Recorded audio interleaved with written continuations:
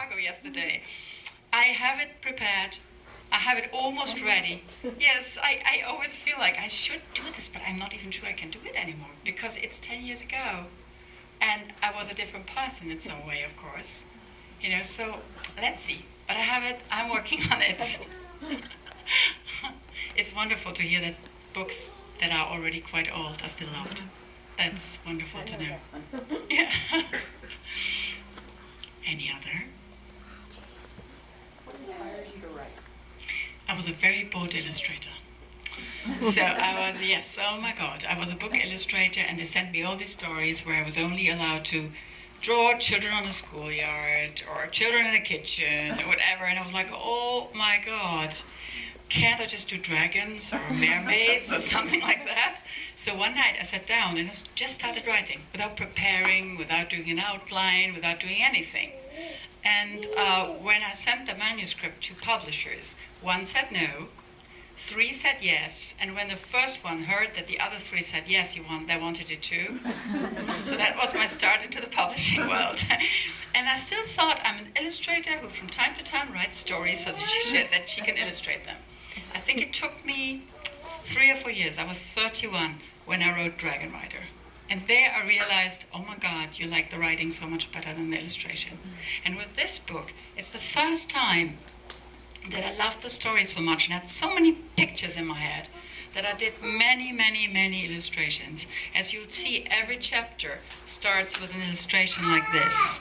So I did pencil drawings for every single chapter, and there are 52. So it took me 3 months to illustrate the book. But it was wonderful. It was like going back and that all your lives come together. Yeah. Did you have anything to do with the Inkheart movie? Well. Please say no. Yeah, well, if I were a liar, I would now say no. Okay, so I tell you, what I had to do with it was I sold the rights. First step, right? And at that moment, when you do that, you give it to somebody else. I got a very admired director for the direction, Ian Softly, whose movie, The Wings of the Dove, is one of my all-time favorite movies. So I was incredibly excited. The director is from then on the captain on the ship. I got a wonderful script writer who had done a magical script. I was like, hooray, everything is going well, right? I got Brennan for Mo, I got Paul Bettany for Dustfinger, I got Helen Mirren for Eleanor. I was like, I'm in movie heaven. So, I went to the set in Italy. They filmed exactly in the villages where I had set the book, which is very rare. Mostly they build it somewhere, on a movie lot. They did everything right. They were so passionate about it. You should have seen it. They were all so loving to work on it. I saw the dailies, which is every night you get the scenes they have shot, and I got them sent to my house. I couldn't be at the set every day. I had to look after my boy and my daughter. And I thought, oh my God, this all looks so good. They're getting it right. I was at the set in Italy. I had the Martin on my shoulder. I had Paul doing a scene which was breathtaking in the kitchen when he's burned his hands, which I still love. I was like, this can't be, they get it right. Nothing happens. I was invited to do the first viewing of the director's cut. And all the magic was gone. And I thought, how has that happened? I still don't know. A movie is such a difficult thing. You have 350 people cooking one soup. And many people say to me, they did it just for the money and there was no passion in it. No, if it were that easy, wonderful. There was so much passion. There was so much love for my story. The director ran around with my book all the time. The thing is, I would say Inkheart can't be filmed. It's 600 pages. If you read it aloud, it's 18 hours. A movie is 2 hours. How do you do that? So the next thing will be with this one. We already had an offer and turned it down. The thing is, of course you want to try to make it into a movie. I want to see the girl with the stone faces. I want to see how they look. But I cannot guarantee you that it will be a good movie. You just can't. There are so many things that can happen. I learned that with Inkheart. And I blame nobody for it. It's just how it happens. And when you look at how many movies go wrong and how many movies don't work, it's mostly not the people who worked on them. The best movie ever done from one of my books cost 800,000 euros compared to 70 million for Inkheart. Was done in Germany in a tiny village. Had the most horrible script. I wanted to forbid it. And then the actors all worked on it with the director, and suddenly it was a piece of magic.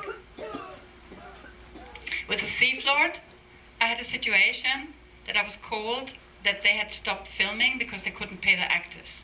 And they were broke in the middle of the production. And then there were one thing after the other. And nevertheless, when I look at it afterwards, it's quite touching. So you never know. Either you say no movies, and I will never do that. You know, I have so many theater plays from my books. I have audiobooks. I have other artists telling my story. I have puppet games, puppet plays of When Santa Fell to Earth. You know, it all is different. And I say to myself, let them tell the story. The book is not harmed. The book will always be the book. Is that an answer? Yeah. But I was involved. I can't say I wasn't. Any other questions? Do you ever get writer's block? What do you do to get out of it? There is no writer's block. It's the greatest myth on this planet when it comes to writing. There is no writer's block. So what happens is, when you start writing, a story is a labyrinth, okay? You have no clue how big it is.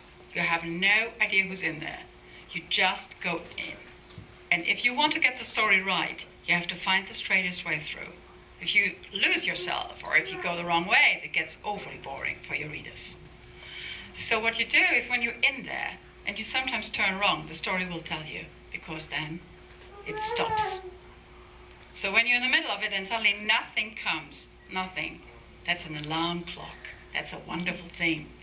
So you say, oh, I've gone the wrong way. So where did I go wrong? What could be right? And that is the best day. I have always the best ideas on days like that. So no, there is nothing like writer's block. Thank you. No questions. I got a question. Do you write your book twice? Once in German and once in English? Or? Actually, I write them about 10 times, I would say. I write them in German about 4 to 5 times from beginning to end. I totally believe in rewrite. And then I start working with a translator on the English translation. I cannot write prose in English. My English is not good enough for that. It's fine for talking, but writing is a different thing. So, for example, the most difficult thing for me is, I think if you want to write really good prose, you have to know how to break the rules. So, and how to sometimes do a sentence that's grammar. The grammar is wrong, but we all get it. I can do that in German. In English, I can't. But my cousin is a brilliant, brilliant translator of mine, and he was raised both in German and in English. So they're both his native tongues. And it was such a magical thing to work with him on this, because he understands my German completely, and he understands the English completely. And then I worked for the first time in this book, I worked with somebody on the story, and Lionel is British. So he looked at the translation additionally. And it's interesting, what you will have as an English version is slightly different from the German one, because some things we just couldn't do in English, and some things we just couldn't do in German. So then we always decided for the best solution in that language. And it was published 4 days ago in 12 languages at the same time. So I have no clue how the Swedish translation is, or the French translation, though I met with my French translator several times. I can read a little bit of the Spanish and a little bit of the Italian, but it was published in Russian, in Swedish, in Norwegian, in English, in German, in Dutch, Korean,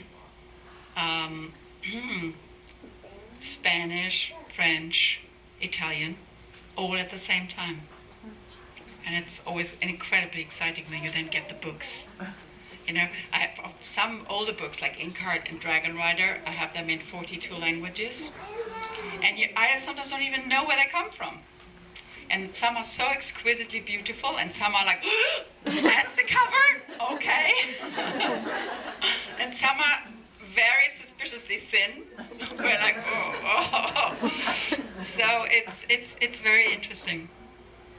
But many of my translators contact me and ask me. And Reckless, for example, is called in all countries Reckless, except for Russia, where it has a Russian title for it. Because nobody wanted to translate that word, because they loved it to be the last name of the hero. And I thought they would all translate it. But no, they didn't. So in German it's, for example, called Reckless, but to make sure they know it's not the English book, it's called The Petrified Flesh, because that's the first part. So they did a subtitle, and they did that in most countries.